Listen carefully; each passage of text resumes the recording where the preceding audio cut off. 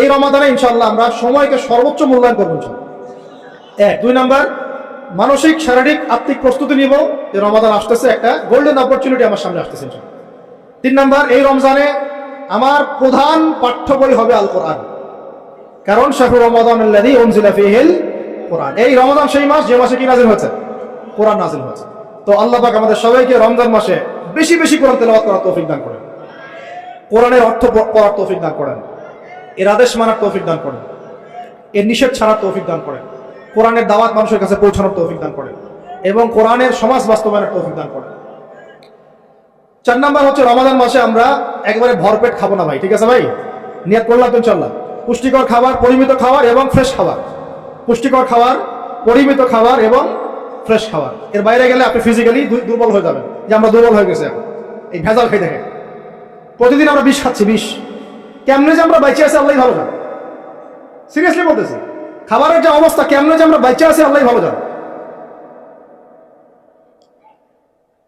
এই অধিদপ্তরগুলো যারা নিয়ন্ত্রণ করেন তারা যদি আইনের সুশাসন নিশ্চিত করতে পারতেন, মোবাইল কোর্ট বসায় বসায় ওমরের মতো শাস্তি দিতে পারতেন, কারো সাহস ছিল না খাবারে ভেজাল ঢুকে।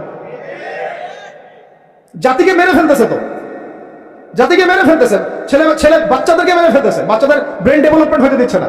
আমি তো প্যারেন্টিং নিয়ে পড়াশোনা করেছি অনেক, বাচ্চাদের ব্রেন ডেভেলপমেন্ট হতে দিচ্ছে না। খাদ্যে বাচ্চাকে কি কিনে দেন? চিপস কিনে দেন, চকলেট কিনে দেন, এটা কিনে দেন, সবই বিষ, বিষাক্ত জিনিস, সব বিষাক্ত। আমরা কি খাই? ফাস্টফুড, পিৎজা, বার্গার, রাস্তাঘাটে সব বিষাক্ত জিনিস। চাল ডাল তেল লবণ যা যা খাচ্ছেন, মশলা, এর মধ্যে দেখবেন মিশাই দিছে ইটের গুঁড়া, ভুসি। এটা নিয়ে আমি আলাদিন কথা বলবো ইনশাআল্লাহ, অর্থনীতি নিয়ে। মানে এমন একটা অবস্থা যে নতুন করে ইসলামী অর্থনীতি প্রতিষ্ঠা করতে হবে এখন মনে হচ্ছে। আপনারা ব্যবসা করার নিয়ত করেন, হালাল পণ্যের ব্যবসা করেন, মানুষকে ভালো কিছু খাওয়ান, ভালো কিছু দেন, দেখবেন জাতি বাঁচবে ইনশাআল্লাহ এবং আপনারও কাস্টমার বাড়বে ইনশাআল্লাহ। কারণ আমরা সবাই ফ্রেশটাই তো চাই, 10 টাকা বেশি দিয়ে হইলেও সেটাই কিনবো ইনশাআল্লাহ। আল্লাহ পাক আমাদেরকে রমজান মাসে পরিমিত খাবার তৌফিক দান করেন, পুষ্টিকর খাবার খাওয়ার তৌফিক দান করেন এবং বেহিসাব রিজিক দান করেন। আমি 5 নম্বর হচ্ছে রমজানে আমরা তারাবি সালাত জামাতে পড়বো ইনশাআল্লাহ। রাকাত সংখ্যা নিয়ে গন্ডগোল হবে তো জানি, আমাদের কথা আমরা বলে দিচ্ছি। তারাবির নামাজ 1 নম্বর জামাতে পড়বো, 2 নম্বর 20 রাকাত পড়বো। কেউ যদি বলে আমি কম পড়ি, বলবেন ওকে পড়েন, কোনো সমস্যা নেই, আপনি পড়েন, কোনো সমস্যা নেই। কেউ যদি বলে আমি আরো বেশি পড়ি, পড়েন, সমস্যা নেই। 40 রাকাত পড়েন আপনি, কোনো সমস্যা নেই। আমরা 20 রাকাত পড়ি, জামাতে পড়ি। কিন্তু সমস্যা তখন হবে যখন আপনি বলবেন আমাদের 20 রাকাতটা বেদাত। যদি এই কথাটা বলেন তাহলে সমস্যা হবে। জামাতে সালাত পড়বো ইনশাআল্লাহ, তারাবি সালাত, খতমে কোরআন পড়বো ইনশাআল্লাহ এবং চেষ্টা করবো 20 রাকাত পড়ার ইনশাআল্লাহ। কেউ যদি বলে এটা বেদাত, তখন আমাদের সাথে বসাই দিবেন, ওলামা কেরামের সাথে বসাই দিবেন। মনে রাখবেন, উসমান রাদিয়াল্লাহু আনহু যদি 2টা আযান দিতে পারেন জুমার, আমি আবু তো আদনানে দিতে কোনো সমস্যা নেই। ওমর ইবনে খাত্তাব যদি 20 রাকাত তারাবি পড়তে পারেন নিজে, আমার মতো হাজার হাজার মানুষের পড়তে কোনো সমস্যা নেই। আমরা সাহাবীদের চেয়ে বেশি দিন বুঝি না। মা আনা আলাইহি ওয়া আসহাবি আল-ইয়াউম আলাইকুম বিসুন্নতি ওয়া সুন্নতি খুলাফায়ে রাশিদিন মাহদিয়িন মিন বা'দি। এই হাদিসগুলো শোনাই দিবেন।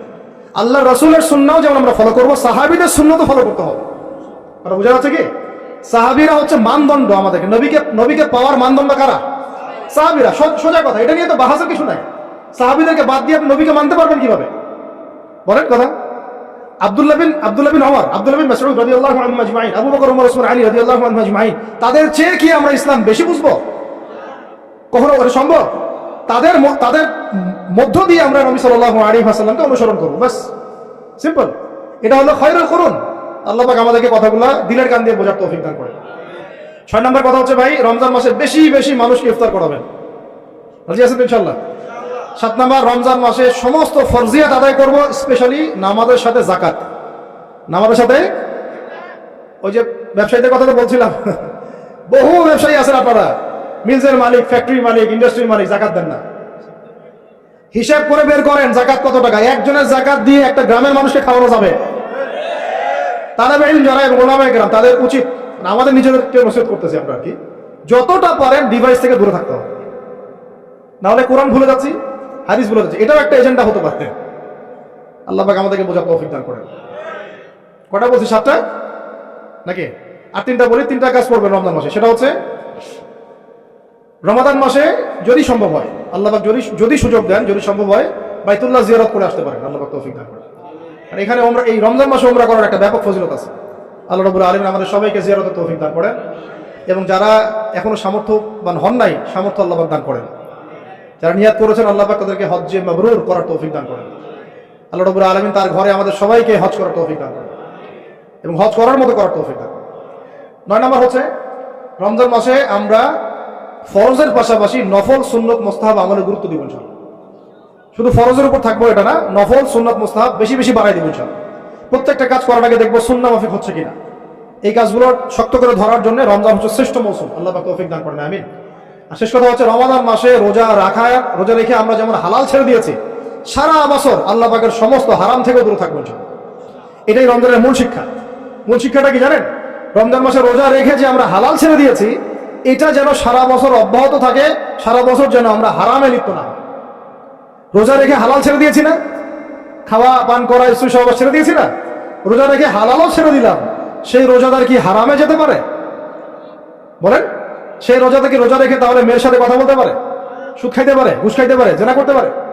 যেহেতু রোজা রেখে আমরা এগুলো করছি না, এই শিক্ষাটাকে আমরা যেন সারা বছর ধরে রাখতে পারি, আল্লাহ পাক এই তৌফিক আমাদের সবাইকে দান করেন। আল্লাহ রাব্বুল আলামিন আমাদের সবাইকে আসন্ন রমাদানের সুস্থতার সাথে এই কাজগুলো করার তৌফিক দান করেন।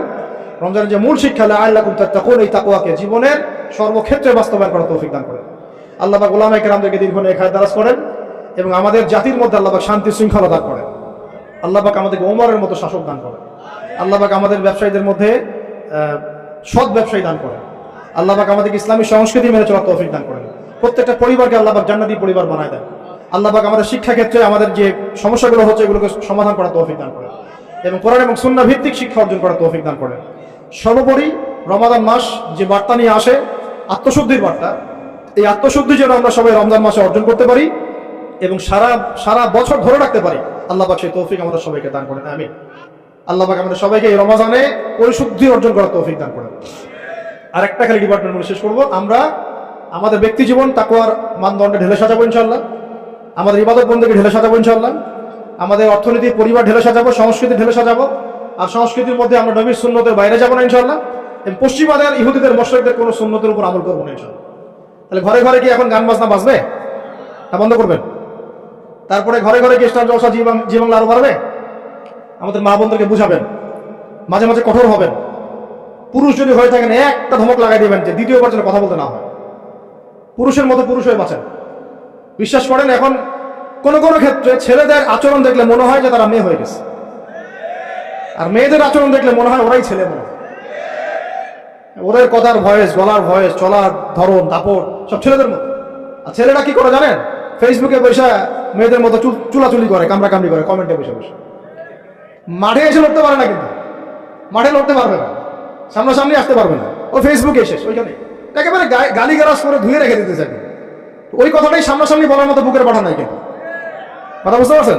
আমাদের ছেলেদের গায়েরত ব্যক্তিত্ব ছেলেদের মতো হওয়া উচিত। পরিবারটা আমরা কন্ট্রোল করবো ইনশাআল্লাহ।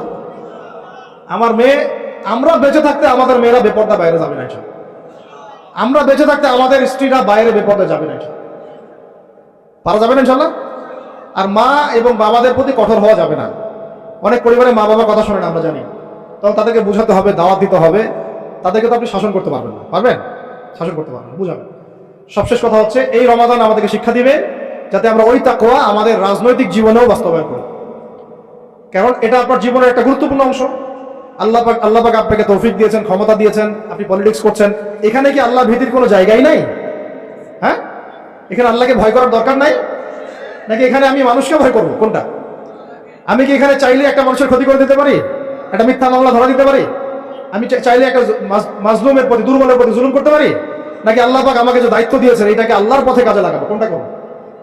এটাই হচ্ছে পলিটিক্যাল লাইফ। আপনারা অনেকে বলেন ইসলাম এক জিনিস, পলিটিক্স আরেক জিনিস, অথচ সূরা বাকারার শুরুর দিকে আপনি পাবেন ওয়াইজ ক্বালা রাব্বুকা লিল মালায়েকা ইন্নী জাইলুন ফিল আরদি খলিফা।